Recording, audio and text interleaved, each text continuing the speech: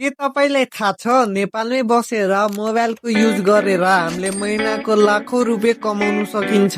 तर धेरै जसो मान्छेहरू कपी पेस्ट गर्ने चक्करमा लागेर आफ्नो पेज ब्लग बनाउँछन्। आजको यो 5 मिनेटको भिडियोमा म तपाईलाई त्यो सिक्रेट रोड म्याप दिनेछु जसले गर्दा तपाईको भिडियो भाइरल मात्र होइन मोनिटाइज गरेर पैसा पनि कमाउनु मिल्छ।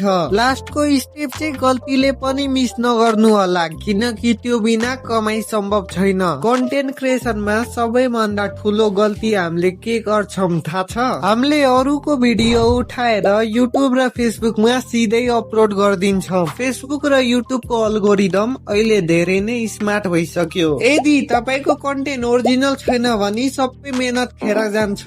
धेरै साथीहरूले मलाई सोध्छ म कन्टेन्ट बनाएर पोस्ट गर्छु तर मेरो भिडियोमा भ्युजै आउँदैन। प्रब्लम तपाईको भ्युजमा होइन, प्रब्लम त तपाईको भिडियो रिटेन्सनमा छ। अब कुरा गरौँ सल्युसनको। भिडियो भाइरल गर्ने 3 टिप्सहरू। फर्स्टमा राम्रो हुक। भिडियोको पहिलो 5 सेकेन्डमा मान्छेहरूलाई रोक्ने बनाउनु।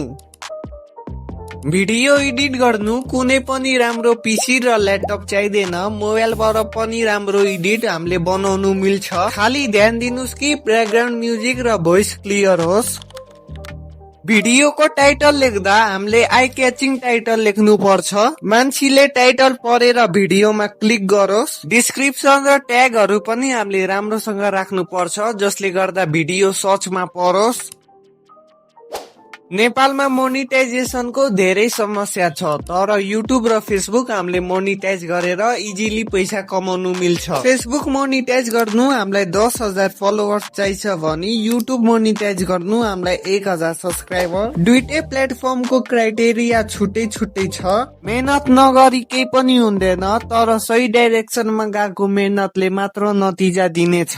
यदि तपाईलाई पनि अनलाइनबाट पैसा कमाउनु मन छ भने आजैबाट स्टार्ट गर्नु।